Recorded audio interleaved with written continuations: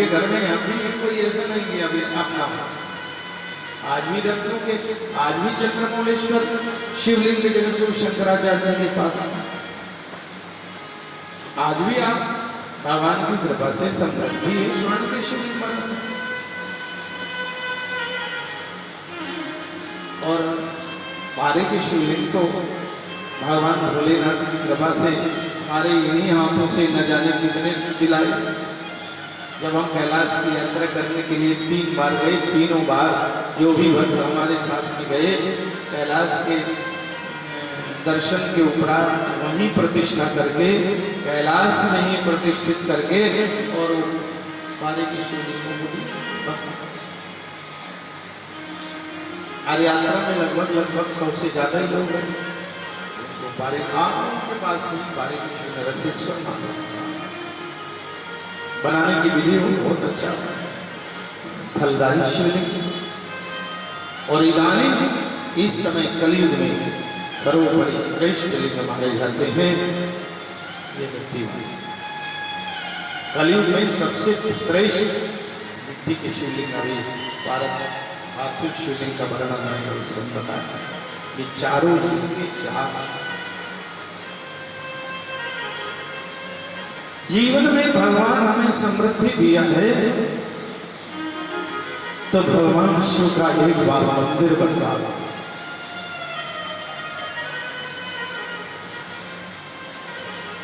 किसी नदी के किनारे पावन तीर्थ में शिवालय बन जाए या कहीं भी जहां तो जहां भक्त लोग उनको जल चढ़ा सके, भगवान का शिवालय में भगवान की मूर्ति की प्रतिष्ठा हो। 12 ज्यादा बड़ी इसमें कोई दिक्कत नहीं है, लेकिन 12 अंगुल की मूर्ति प्रतिष्ठित। नर्मदेश्वर शिवलिंग का बहुत बड़ा, नर्मदा नदी से निकले हुए जो पाषाण है, पत्थर हैं, वो 2 प्रकार के पत्थरों से मूर्ति का निर्माण होता है। एक तो स्वयं का मतलब यह है कि हमने डुबकी लगाई और जो भी हमको मिल गए वो सब कर गए। अब आजकल मशीनें चल रही हैं तो वहाँ नर्मदा नदी के पत्थरों को निकालते हैं और बढ़िया मशीन में डाल करके बढ़िया गोल मोटो सुंदर मूर्तियाँ बना देते हैं। तो जब लगभग जो मंदिरों में प्रतिष्ठित हैं नर्मदेश्वर, उनको टंकेश्वर महादेव, नर्मदेश्वर टंकेश्वर महादेव, उनका बड़ा महत्व है। नर्मदा नदी के शिवलिंगों का बहुत बड़ा क्यों है वहां? गंगा जी से आओ है, गंगा जी से ले आओ गोल मटोल पत्थर पूज लो, कोई दिक्कत नहीं, विरोध हम नहीं करते। लेकिन वस्तुतः और लोग कैलाश से भी ले कर लो, अच्छी बात है आपका भाव, लेकिन वस्तुतः यदि किसी नदी के शिवलिंग की विशेषता है तो नर्मदा से, नर्मदा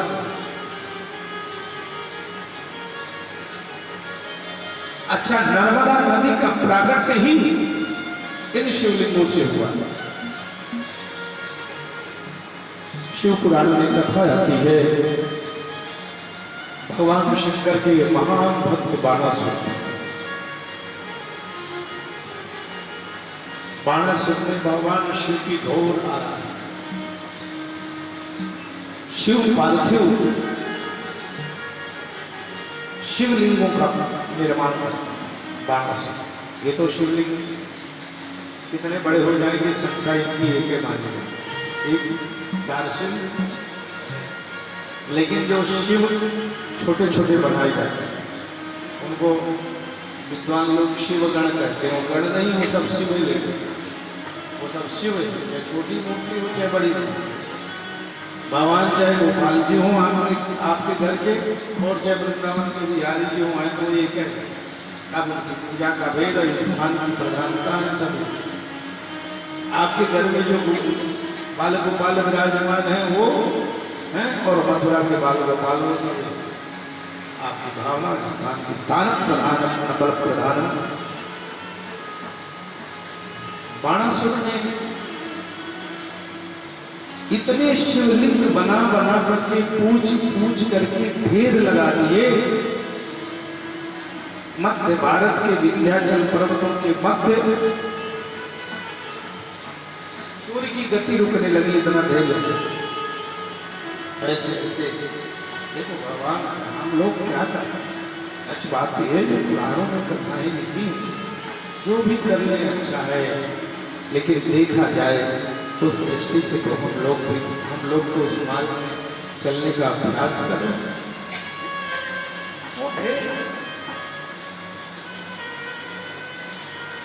सूर्य भगवान ने, अब ऐसा लगा कि सूर्य की गति रुकेगी, तो सूर्य भगवान ने शंकर भगवान से प्रार्थना की।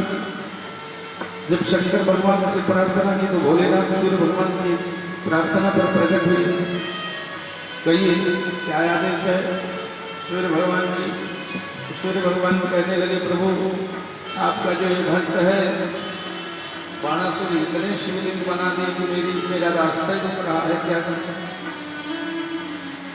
तो भगवान शंकर ने कहा कि भगवान शंकर ने नर्मदा को प्रकट किया, और जब नर्मदा को प्रकट किया तो नर्मदा नदी उन शिवलिंगों में प्रवाहित होने लगी, और जब शिवलिंगों में प्रवाहित हुई तो एक नदी ही निकली,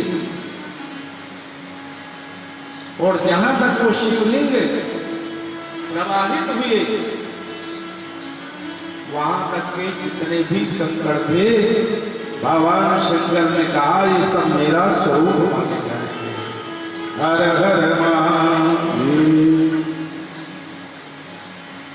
और सभी नदियां लगभग पश्चिम से पूरब की ओर बहती हैं, लेकिन केवल और केवल एक नर्मदा ही नदी ऐसी है जो पूरब से पश्चिम की ओर, उनका प्रभाव उल्टा है।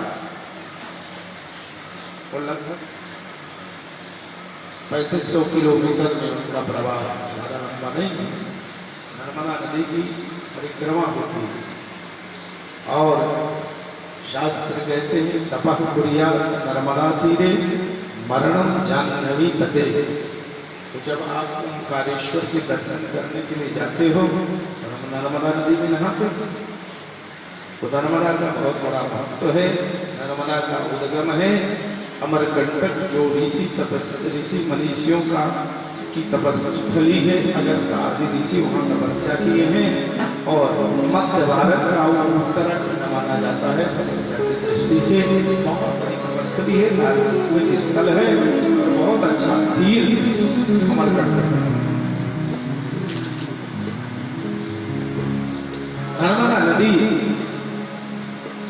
भगवान शंकर की पुत्री एकल सुता। नमो नर्मदे। आइए नर्मदा जी का स्मरण करें सब लोग। पाप ताप संताप को दूर करने वाली, और मौका मिले तो नर्मदा में भी नहाया करो। अभी मौका लगाओ, साल 2 साल में तो गंगा जी में जल्दी चले जाते हैं। नर्मदा नदी के किनारे तपस्या करने से बड़ा पुण्य मिलता है, और जल्दी भगवान को प्रसन्न होता है। वरदान है नर्मदा का बड़ा लाभ। नमो नर्मदे माई देवा पार्वती वल्लभ सदा शिवा। नर्मदे माई देवा पार्वती वल्लभ सदा शिवा। नर्मदे माई देवा पार्वती वल्लभ सदा शिवा। अब आप एक बार हम गाएंगे, दोबारा में हम आवाज सुनना चाहते हैं। आप लोग भी कुछ गाते थे ऐसे बैठे। हम एक बार हम गाएं, दोबारा में सब बोलना, आवाज निकालना नहीं। बेइज्जती का प्रश्न है।